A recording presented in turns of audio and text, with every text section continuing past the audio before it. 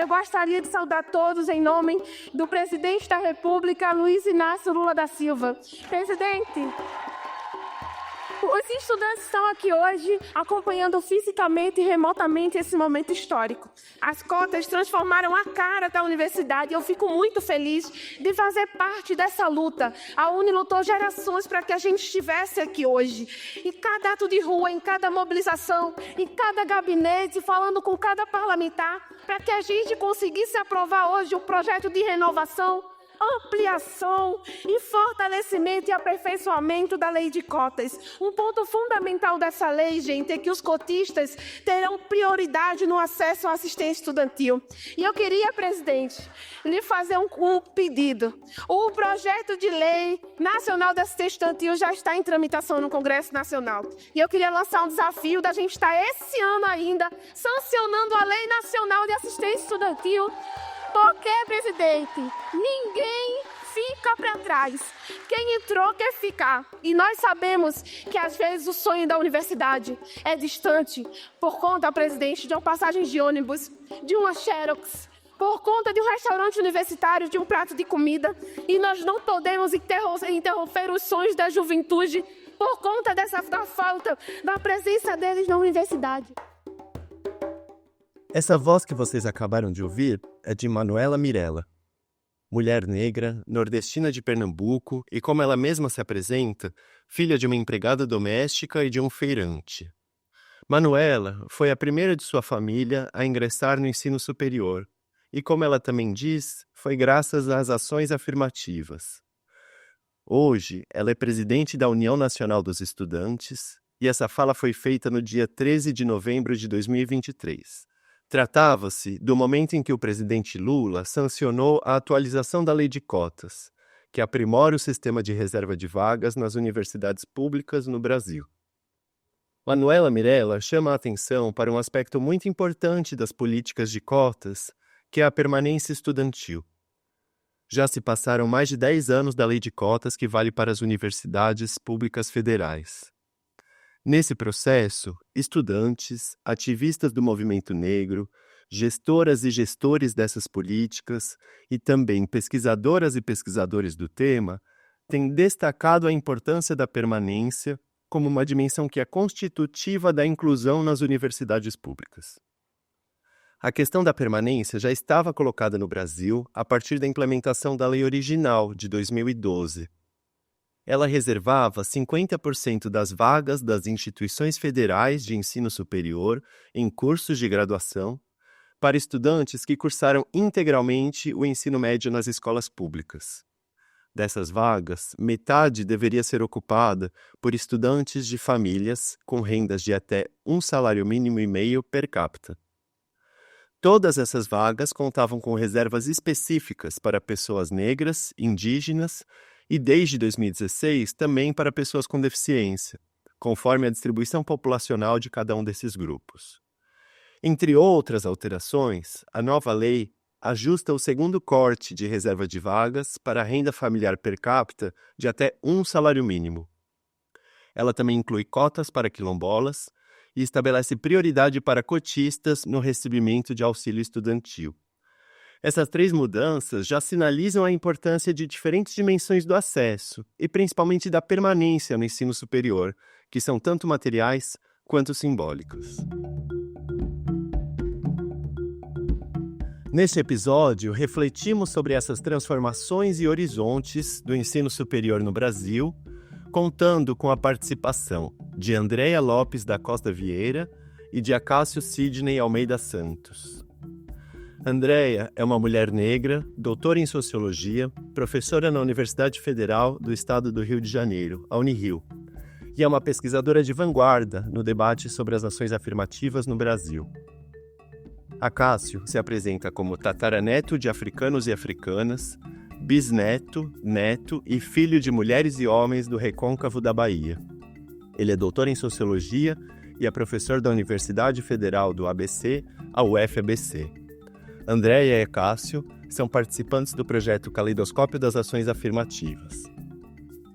O meu nome é Pedro Lopes, eu sou um homem branco, cisgênero, gay e sem deficiência.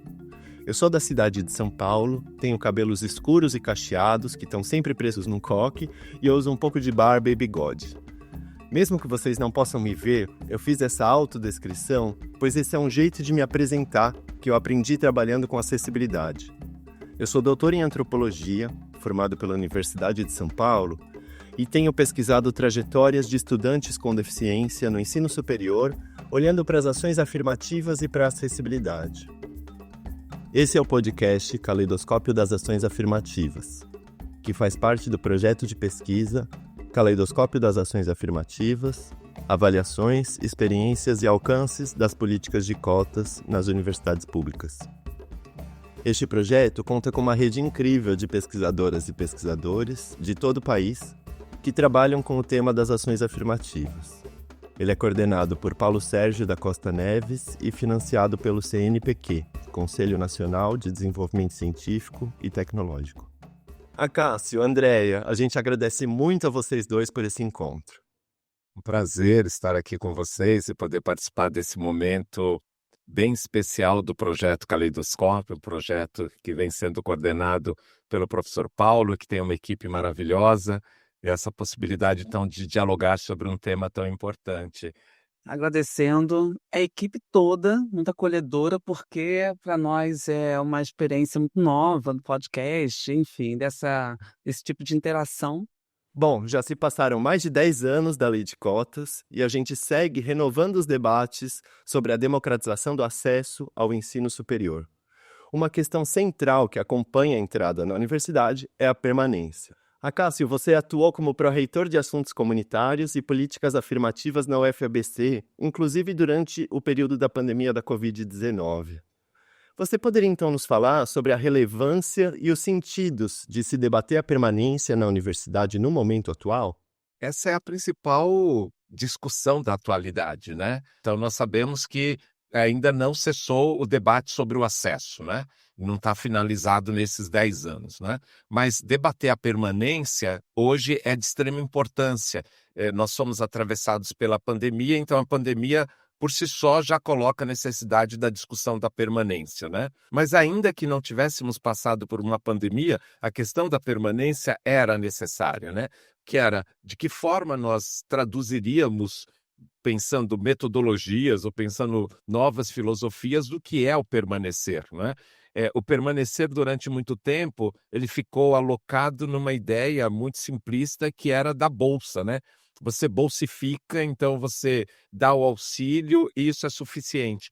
E hoje nós começamos a falar de uma permanência chamada de permanência qualificada, né? A permanência qualificada exige que todos os setores da universidade estejam comprometidos com a política afirmativa. A política afirmativa não pode ser mais entendida como uma ação dentro de uma pró-reitoria da assistência estudantil, uma pró-reitoria da política afirmativa. É de todas as pró-reitorias. E aí a gente chega a algo que eu diria assim, muito toscamente, que é discutir a permanência naquilo que diz respeito à permanência material, que então envolve sim auxílios, envolve bolsas, mas também a permanência simbólica, né? De como é que eu me vejo dentro da universidade e como é que a universidade precisa ir mudando. Eu vejo que incomodo, eu vejo que eu sou assim, pra muitos eu acho que me vem aqui como um ponto de interrogação, sabe? Estranha. Eu causo estranhamento aqui, porque ainda assim é difícil. Tem pessoas negras aqui, sim, existem, óbvio. Tem alunos negros aqui, existem. Mas, assim, são poucos. Difícil, assim, tem dias que é difícil, mas tem... A maior parte dos dias eu faço questão de vir, eu faço questão de ir pro papo, porque por mais que sou eu e mais um, ou mais dois, e mais três, a gente assiste. Porque eu acho que para além de entrar, mais que tem que permanecer, né? Porque é um lugar onde tudo conspira para que a gente não esteja nesse lugar. Tudo conspira meio que parece que a gente está bem-vindo aqui. A todo momento a gente está sendo expulso de alguma maneira, tentando expulsar a gente, mas o auxílio da Mada Hack e o nosso vício também, né? Acho que a nossa vontade de fazer o rolê também faz acontecer. Mas o auxílio é muito importante e eu acredito que tenha que ser ampliado cada vez mais. A gente tem falado muito, ou se tem falado muito de decolonialidade, por exemplo, né? Mas o que a decolonialidade tem a ver com a permanência, né? Nós temos hoje tentado pensar, por exemplo, uma permanência que esteja ancorada na ideia do bem viver, né? Então, aí você pega algo muito mais completo, que exige também a mudança de comportamento institucional, né? E isso passando por todos os setores. Então, o momento hoje é de a universidade perceber o quanto ela ganha com essa diversidade, por exemplo, né? O quanto ela ganha. É um aprendizado para todo mundo, né? E segundo, a gente conseguir construir trajetórias que sejam trajetórias que possam ser traduzidas, uma palavra que eu não gosto muito, mas vou usar aqui, no sucesso acadêmico, né? Desses estudantes. Ou seja, o acesso à permanência e à pós-permanência, porque senão também nós vamos formar pessoas, mas será que esse universo fora da universidade está pronto para aceitar uma médica negra, um médico negro, um engenheiro, uma socióloga, um sociólogo? Como é que essas questões estão colocadas? Muito obrigado, Acácio. É muito interessante ouvir o que você nos traz sobre a urgência de se pensar as políticas de permanência. Andréa, você realiza pesquisas sobre ações afirmativas desde o final dos anos 90 e, desde o princípio, contribuiu com esse debate pensando as ações afirmativas como políticas sociais. A partir dessa trajetória, você poderia contar para a gente como você vê a questão da permanência enquanto um tema para as políticas e para as demandas por cotas e por ações afirmativas? Quando nós direcionamos, historicamente, os movimentos direcionam a ação afirmativa para o ensino superior, acabam produzindo uma distorção. Que distorção é essa? É achar que a ação afirmativa é só acesso, esvaziando outra forma de entender a ação afirmativa. Então, parece que nós falamos que a ação afirmativa é política de inclusão, quando na verdade é tudo. Nesse sentido, não tem dissociação entre permanência e inclusão, porque faz parte de um grande conjunto, né, de possibilidades de produção de ação afirmativa. Então, quando nós desconstruímos a ideia de que a ação afirmativa é só colocar aluno na universidade, é só incluir, nós entendemos que a ação afirmativa tem que ser potencialmente uma série de mecanismos, de políticas e de iniciativas multidirecionadas. E aí, quando nós pensamos a permanência, ela faz parte de um grande ciclo, porque todo ciclo educacional pressupõe o acesso e pressupõe a conclusão. Isso funciona quando nós pensamos, né, o ensino básico, o ensino médio e a universidade. O que a ação afirmativa fez? Ela, de certa forma, ela revolucionou o processo de acesso, que nós entendíamos como não inclusivo. Então, ela produz inclusão, revolucionando essa ideia do acesso. Ela transforma a ideia do acesso.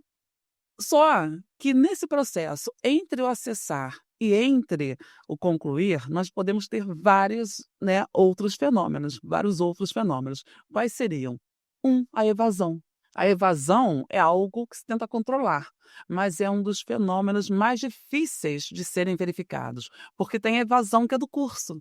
Eu não gostei de um curso, mudei. Tem a evasão da instituição. Saí dessa instituição e fui para outra. E a mais problemática é a evasão do sistema, quando você diz, não quero mais isso. Então, não estou mais estudando. Então, saí, pronto, acabou. É difícil mensuração, porque dados de acesso e dados de conclusão são dados públicos. Dados de evasão são dados institucionais, quem tem é a instituição. E como é que nós lidamos com essa ideia? Tentando manter o aluno, tentando estabelecer permanência. Então, que ele permaneça na universidade e consiga fechar esse ciclo de acesso e conclusão. Isso que você está falando sobre evasão é muito interessante, Andréa, já que a evasão é, de fato, o contrário da permanência e é o que as políticas de permanência procuram combater. Acácio, você pode, então, nos falar sobre como esse novo cenário que foi aberto pelas ações afirmativas recoloca ou reposiciona o problema da evasão nas universidades? E ainda, como fazer uma política de permanência mais eficaz? Nós estamos vivendo um momento de grande evasão. Eu acho que a evasão é uma palavra que coloca a saída nas costas de quem sai, E nós sabemos que a evasão também ela se dá pela falta de um projeto, ou seja, muitas vezes a evasão é uma expulsão, porque não se criou mecanismos, os mecanismos necessários, não se desenhou uma política necessária. A gente fala muito de política de ação afirmativa e quando você começa a procurar na universidade qual é a política, ela não tem uma política, ela tem uma ação. E essa ação não está conjugada com outras ações, né? Então, nós precisamos olhar para estudante, mas nós precisamos olhar, que talvez alguém vai dizer que não é o nosso papel, mas eu diria que sim, olhar também para a família dessa estudante, né? Tem muita mãe hoje limpava 4 casas e está limpando 6 casas para manter a filha na universidade, né? Então, como é que a gente olha esse todo e não de forma isolada? É isso que vai garantir. Nós precisamos de mais dados qualitativos sobre o perfil da discente, sobre o perfil do discente. Saber quem de fato é a universidade tem que mudar em função dessas realidades, que aí sim eu diria que teremos mais sucesso na permanência. Andréa, você atuou como coordenadora de políticas estudantis na Pró-Reitoria de Assuntos Estudantis da Unirio. A partir dessa e de outras experiências que você acumula nesse campo, que exemplo que você pode nos dar sobre a questão da evasão e o que a gente pode pensar sobre essa dimensão mais institucional do combate à evasão, como a Cássia nos chamou a atenção? Ou seja, num certo sentido, eu queria te ouvir sobre os encontros e desencontros entre as políticas de acesso e as políticas de permanência. O que eu acho interessante que acontece pós-ação afirmativa é que algumas questões se tornam questões institucionais. Então, voltando à ideia do suporte à maternidade. Não é algo recente que a gente tenha estudantes que tenham filhos na universidade. Isso sempre foi, é algo histórico. Mas como historicamente isso era resolvido? Dentro de uma lógica muito individualista. Então, era a jovem que tinha que dar conta desse processo de maternidade e muitas vezes com o suporte da família. Então, alunos com depressão, alunos com ansiedade. Então, a universidade sempre esteve blindada com relação a essas questões. Elas aconteciam, mas eram vistas como algo a ser resolvido individualmente pelo aluno, por fora da universidade. A ação afirmativa faz com que essas questões se tornem questões institucionais. Então, a universidade se depara com isso. Não só porque tem um outro contingente de alunos, mas também porque é muito mais recorrente. Né? Os conflitos que aparecem por conta, por exemplo, de jovens que levam filhos para a universidade e se deparam com professores que não deixam crianças em sala de aula, na Unirio, pelo menos, né, isso aí era incontável. E eu costumava dizer, não podemos individualizar o processo ou o problema, porque não cabe ao professor deixar ou não deixar. Como que a instituição lida com isso? Como que a instituição lida com uma quantidade enorme de alunos em sofrimento mental, pensando em depressão, pensando em ansiedade. Então, de certa forma, não é desencontro, né?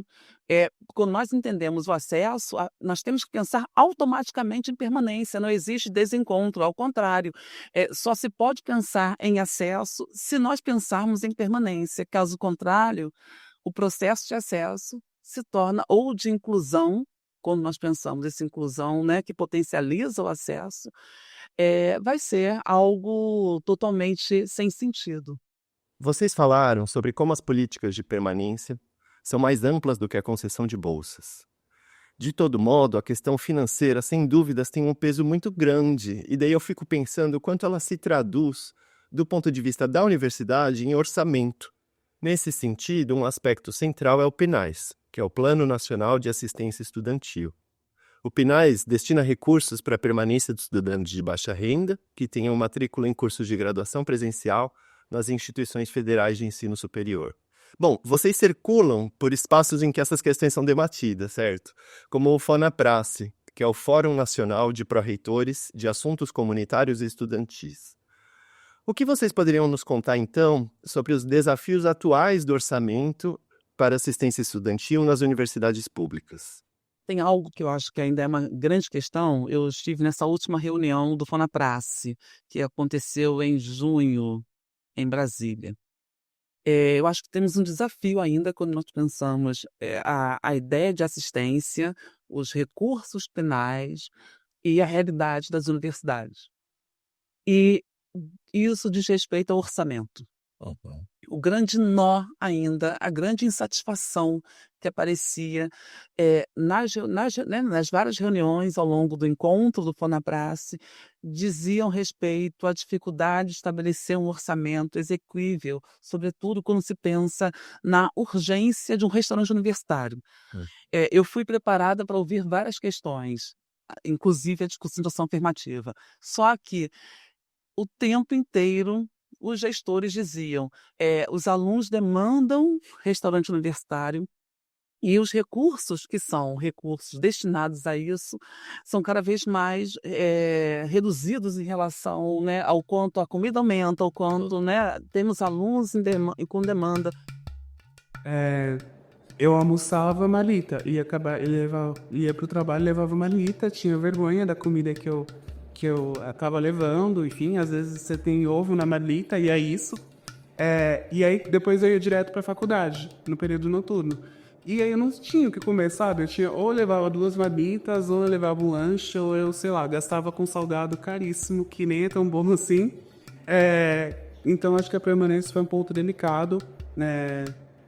O fato de não ter um bandejão, o fato de não ter mesmo uma política de permanência de fato em dinheiro, como existem, enfim, instituições públicas. As universidades, e aí essa discussão, como a professora Andréa colocou, que foi durante a pandemia, as pró-reitorias de assistência estudantil vão para o centro do furacão, então é um momento de lembrar os dirigentes das universidades desse lugar que as pró-reitorias têm, que a assistência estudantil, que a permanência tem, e começar a discutir qual pode ser a outra fonte do orçamento geral que poderá ser direcionado também para assistência estudantil, já que o PNAES não dá conta. Logo, as pessoas vão dizer, mas não tem de onde tirar.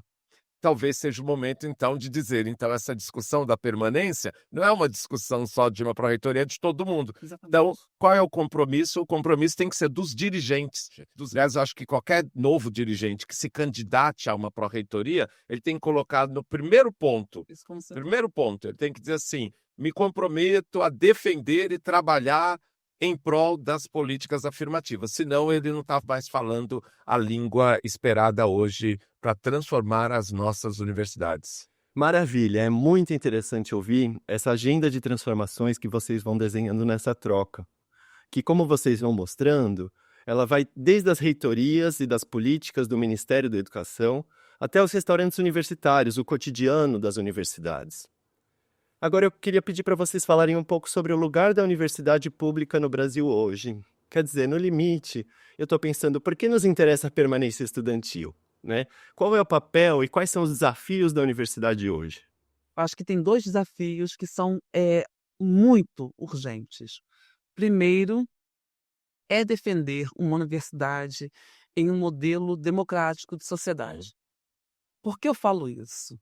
Porque quando nós falamos das questões todas, né, que os alunos trazem, é importante que se consiga fazer uma distinção entre o que é política social e qual é o papel da universidade.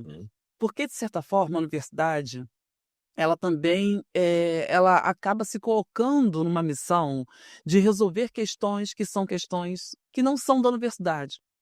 Vou dar um exemplo aqui. Há um debate que ele é muito recorrente, que é sobre creche em universidades. E que os coletivos de mães levam. Então, vamos pensar em creche e universidade, porque a universidade tem que dar conta disso. Certamente, se houvesse creche pública, né, muitas alunas não iriam requerer isso da universidade. Sim. Porque, na verdade, o que se requer da universidade é uma demanda que se apresenta na ausência de políticas públicas. Então, isso é muito importante que seja entendido. tem uma missão que nós temos que levar adiante, que é entender qual é o papel da universidade efetivamente. Isso é muito importante. Diante dessa discussão, né, do que é papel do Estado, entendendo que a universidade pública também é Estado, mas qual é o papel do Estado e qual é o papel da universidade. Nós não iremos dar conta de resolver todas as questões. Então, acho que esse é um ponto. Bom, eu queria agora entrar com vocês num aspecto que, digamos, é mais cotidiano do debate sobre a permanência na universidade. Quer dizer, queria pedir para vocês falarem sobre as experiências vividas por estudantes que ingressam na universidade, em especial a partir das transformações que foram trazidas pelas cotas. A permanência vai depender muito da universidade. Vai depender muito de ações da universidade. Nós ainda estamos num processo de sensibilizar professoras e professores para questões que são questões muito básicas das relações humanas, né? Então, as estudantes vão trazendo questões, os dados de pesquisas mostram exatamente isso, né? Do quanto elas são ofendidas dentro da sala de aula, o quanto elas são agredidas naquilo que elas são dentro da sala de aula, de professor que pergunta, tem filho? Se tem filho, é difícil fazer essa disciplina. Mora onde? É difícil também. O grande desafio da universidade, naquilo que diz respeito, ou melhor, que esses estudantes enfrentam na universidade, é o mesmo desafio que a gente enfrenta cotidianamente, não é? Naquilo que diz respeito às discriminações, e aí eu destacaria aqui muito especial o racismo, mas não se limitando apenas ao racismo, né? Resposta para isso é institucional, e uma boa resposta que eu acho que tem sido dada vem de parte ou por parte dos coletivos. É sempre alguém abrindo a porta pra gente mais uma vez, assim, sabe? E a gente vê que esse acesso ele vem muito dos nossos semelhantes. Então, tem muito essa questão de o último a sair deixar a luz acesa. Eu vejo que é muito isso nos acessos, sabe? Tem muita essa rede de apoio na USP, assim, pessoas pretas sempre buscando acessos um para o outro, e a gente tentar fazer um aquilombamento como dá, para que, né, a gente consiga se manter, porque você mencionou nessa parte financeira, e aí entra muito essa questão, né? A questão financeira pega muito para além dos afetos. Mas essa junção, assim, essa rede de apoio, tanto afetiva quanto financeira, é o que motiva a gente a pegar mais um dia e faz a gente, né, sobreviver. Existe algo que o aluno enfrenta que é o sentido de inadequação. Então, ele se sente inadequado ali. Esse lugar não é para mim, porque a linguagem que as pessoas usam não é a minha linguagem. Professores não falam como eu falo, não entendem a minha realidade, não querem entender a minha realidade. Então, me parece que unindo tudo isso, tanto a dimensão objetiva, material, como a dimensão mais subjetiva, isso gera no aluno cotista um sentido de não pertencimento. Não é um local para mim, eu não tenho dinheiro para estar aqui, eu não tenho como estar aqui e eu não me identifico com esse espaço. Então, acho que esse me parece, em resumo, um grande desafio ainda, não só do aluno cotista, mas de todo aluno que se enquadra nessa lógica não hegemônica. O Acácio fez um comentário interessante sobre os coletivos estudantis. Eu queria pedir para vocês falarem mais, então, sobre o papel que esses coletivos desempenham na universidade atualmente. Eu vejo coletivos a partir de duas perspectivas. A primeira, de uma análise da sociologia política, talvez, que o fenômeno coletivos diz respeito a uma crise institucional das instâncias de representação. Quais são as instâncias clássicas? Partidos políticos, movimentos sociais. Então, existe uma crise de representatividade, né? São instâncias muito apartadas da realidade social, em alguma medida. Por mais que a gente fale em movimento negro, o que é movimento negro? O movimento feminista, né? Não é uma instituição. São várias pessoas, né? São agentes, são várias instituições. E isso não chega no ponto, muitas vezes. Então, acho que os coletivos expressam uma crise de representação que o Brasil tem passado ao longo das últimas décadas. Mas, por outro lado, quando eu penso exclusivamente em coletivos negros, eu acho que passa também por uma questão geracional, do quanto existe uma nova geração de jovens negros na universidade, que, por um lado, são consequências, né?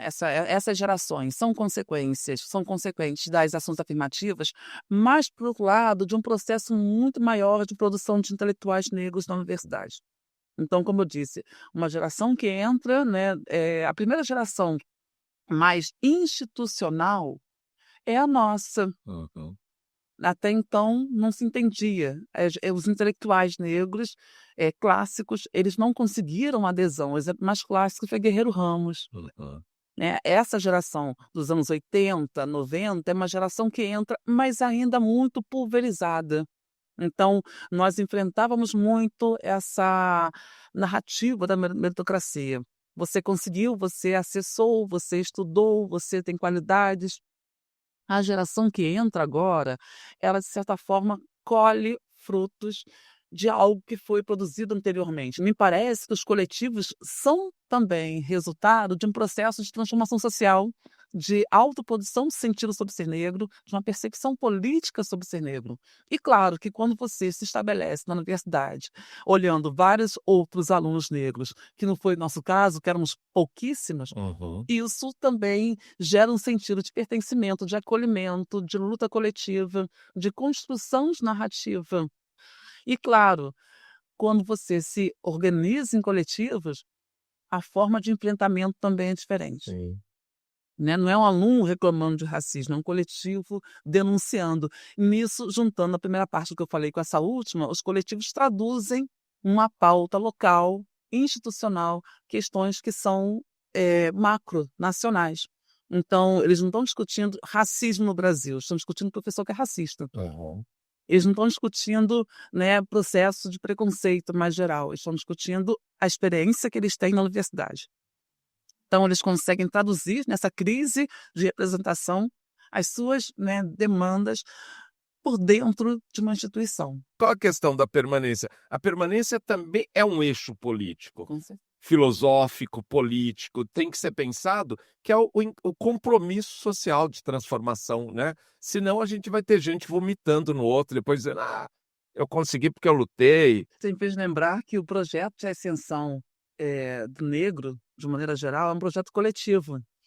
Porque para ele ir para a universidade, tem uma tia que cedeu, às vezes, o bilhete único, tem um tio que, né, que dá uma comida, então alguém que dá uma roupa. Então tem um projeto coletivo Sim.